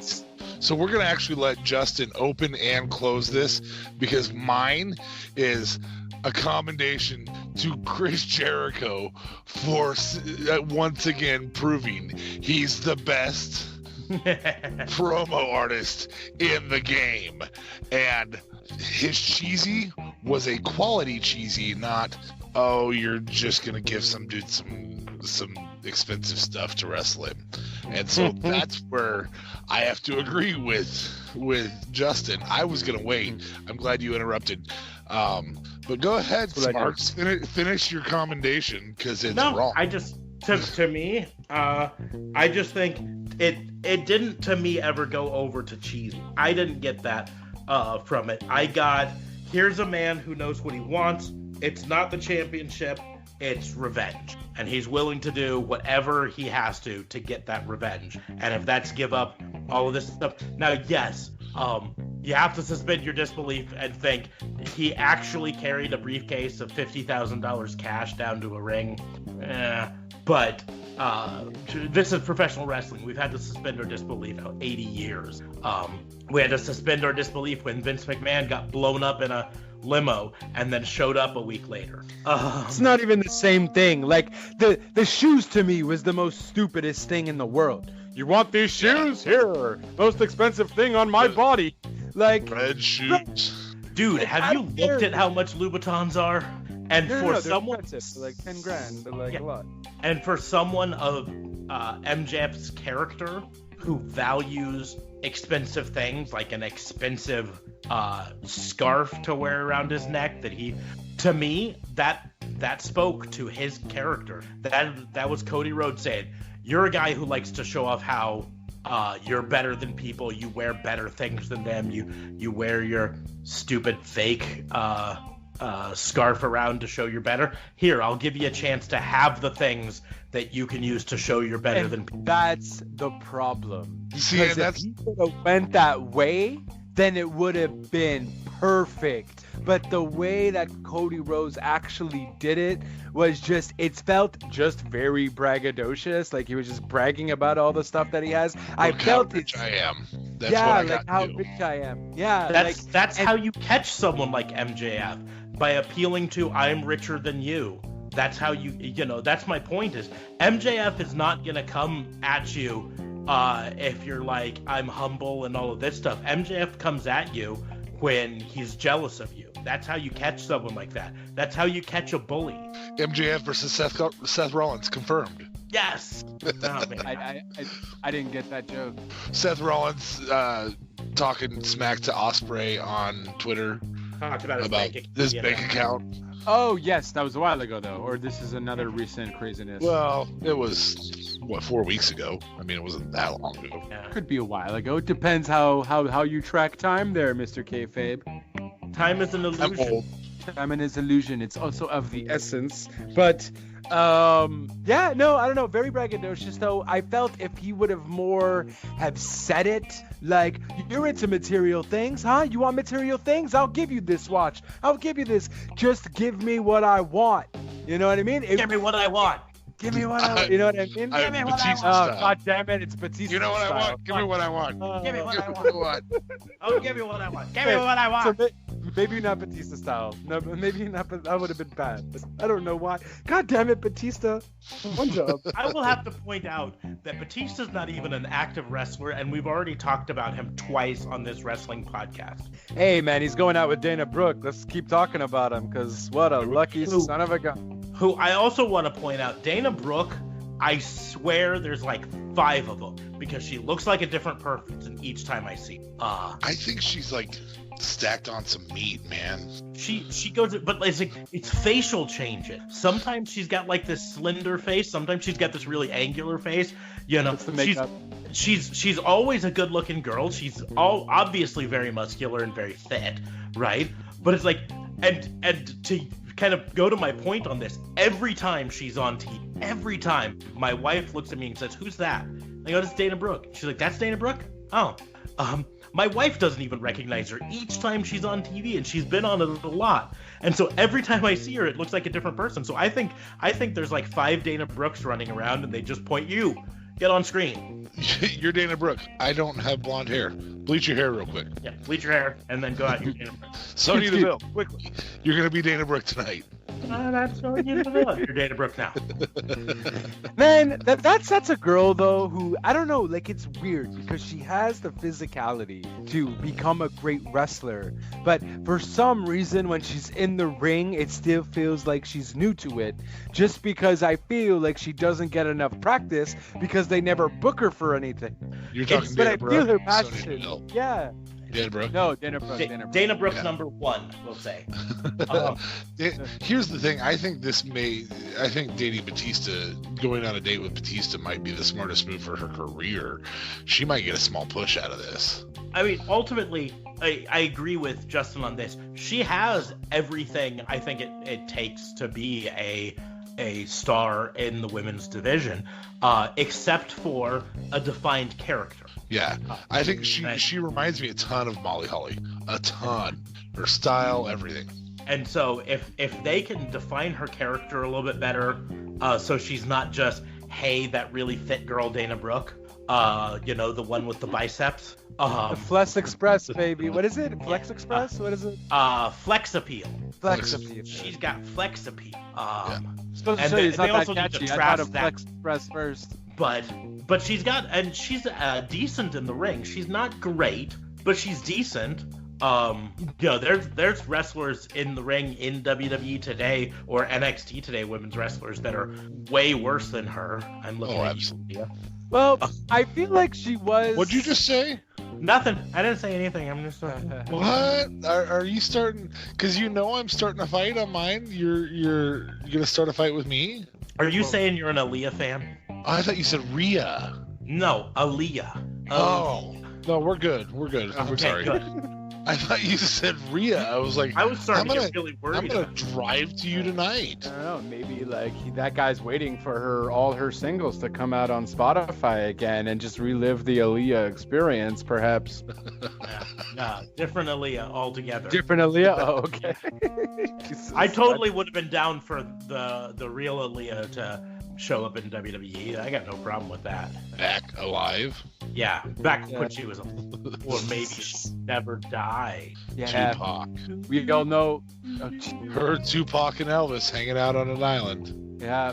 No heart attacks happen. No plane crashes happen. Lisa No Left Eye Lopez.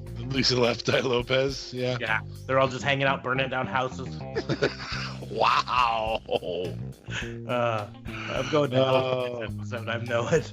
Oh my lord! So, there's so many bad things.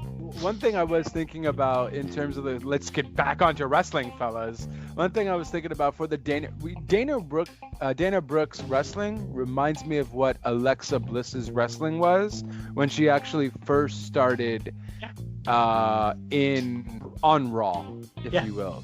No, I can see it. Like I said, I mean, she's not bad. She's just a little unpolished, and like you were saying, more practice and more exposure could definitely do her some good.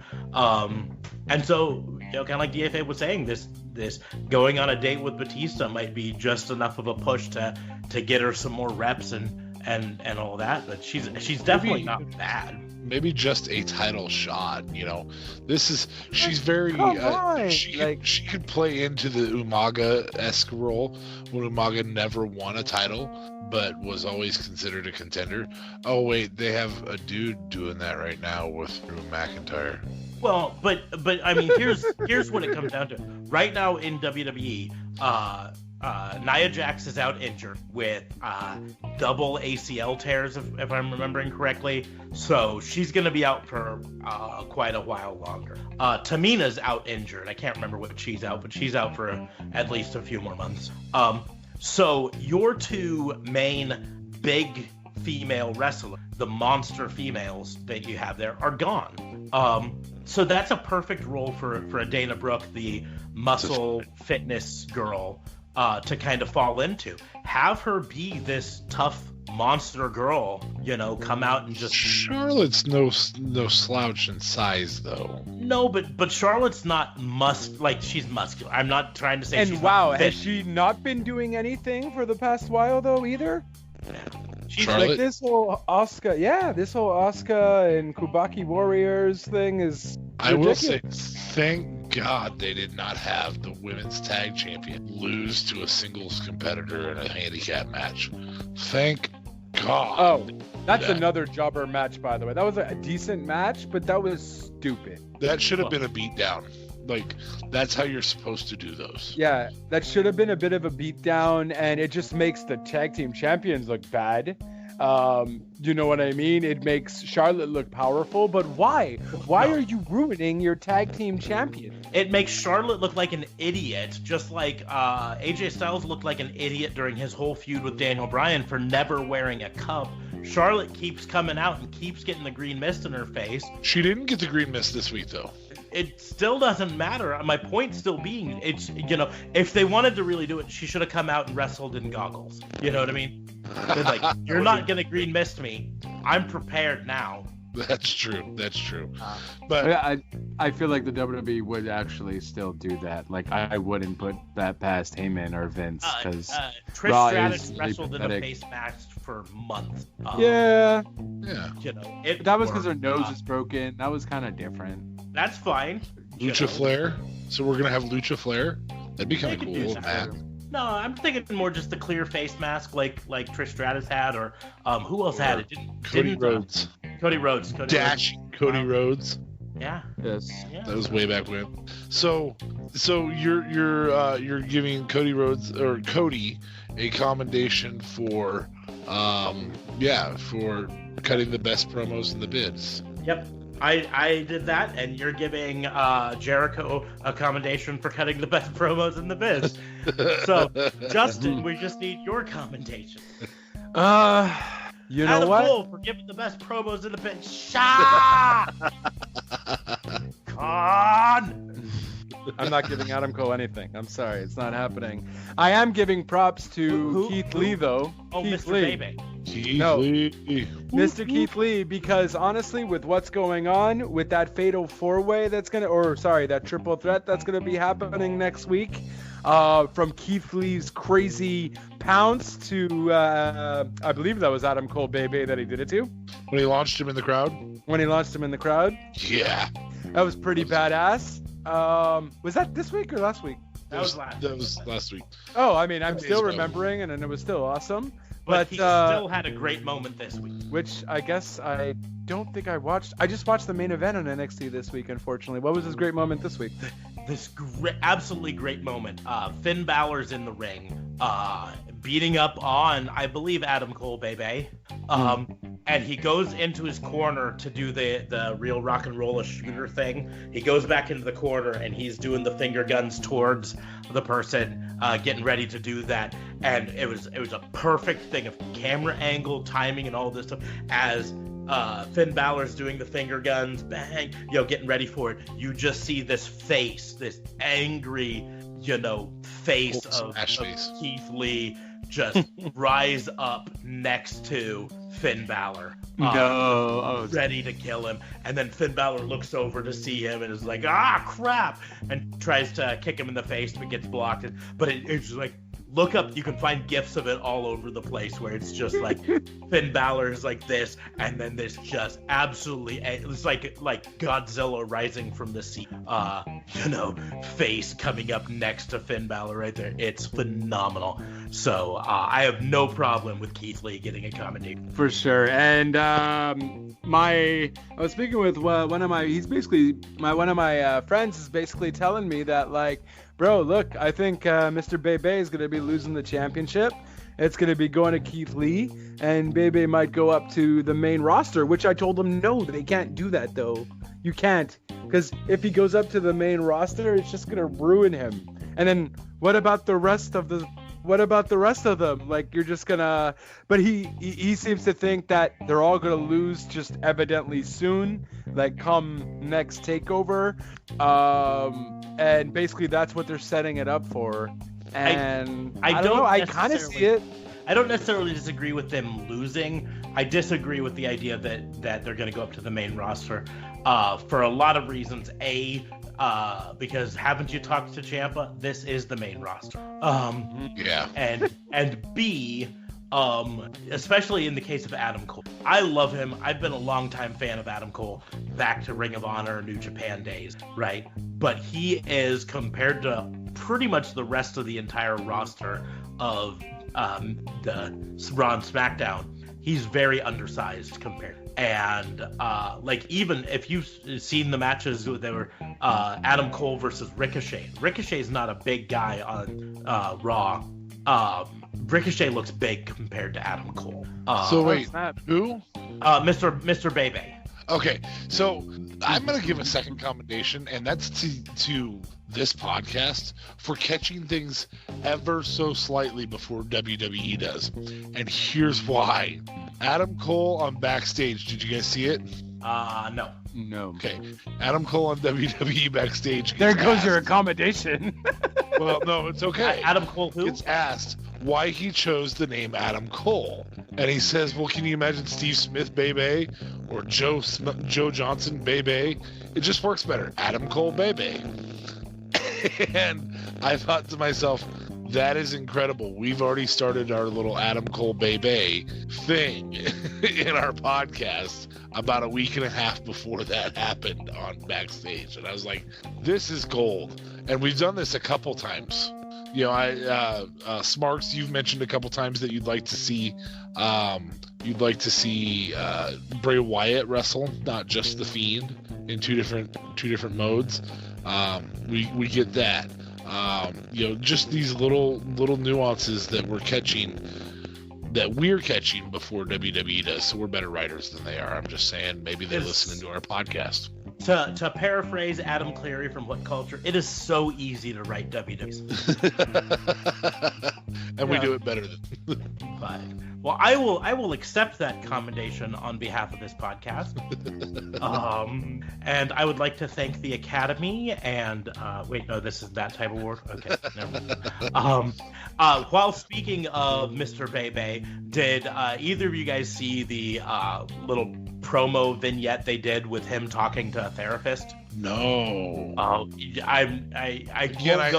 only perused NXT because I just didn't have time, and I wanted to make sure I got. I don't know if they aired it. We're doing a Crimes episode. I want to make sure I get Raw and SmackDown. I think it was like a YouTube thing, or like I don't think it was actually on NXT. Oh, okay. There's just so much stuff, man. Google Adam Cole therapist. Find that video.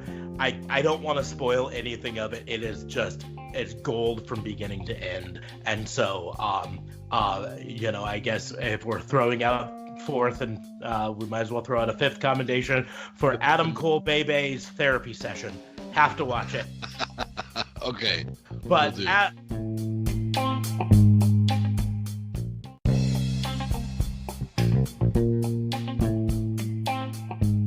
on that note, we've been blabbering for nigh on 2 hours now, although it might be less once I edit a few things here and there. So we will go ahead and close the book on this particular episode of the WBU. As always, I mentioned it earlier, like, share, subscribe, give us thumbs up on YouTube and 5 stars on iTunes, and follow us on Twitter. I am at Raw and Order WBU. DA Fabe is at DA Vincent K Fabe. I almost went I am K Fabe again, which would have been Dave K Fabe. Old handle, right? One job. And then Justin, you can find at JLB420 is my personal Twitter. And then we also got at Real Talk Radio 8, and that's where the talk gets real, where I'm actually going to have a nice little, finally a recap of actually the Broken Skull sessions with The Undertaker's interview with Steve Austin, or vice versa.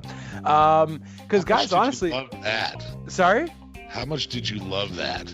You know what? I'm an hour in. I'm not technically done, but I have so much respect even more now for The Undertaker and for who even allowed this entire thing, just him being Mark Calloway and not The Undertaker to do this interview.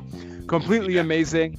But if anything, what I'll do is I'll get you on there to talk about that a bit. Officer Smarks, you are welcome as well. But we have been here for 2 hours. We've convicted some people of some harsh crimes. You know, Cody Rhodes getting definitely a misdemeanor for his braggadocious style. Officer Smarks doesn't agree, but yeah, that's. I think the case is closed on this one, good sir. Yes. And then, like I said, you can always find more information about other places to find us at our anchor.fm website, anchor.fm/Raw and Order WBU. You can find out more information about Real Talk Radio at realtalkradio.ca. While you're on our Anchor site, you can click the little support button. You can click the send us a voice message to get your voice on this podcast. Anything else you have to add, Justin? I think I'm good. You've done it all for me, good sir. I do my job and I do it well. So as for that, what we said. No, you're right. It's not what you said. Hey, bud. It's okay, Blue Jew. # still not sponsored. Cheetos. Hashtag still not sponsored. But as for that, we will close the case today. Case is closed.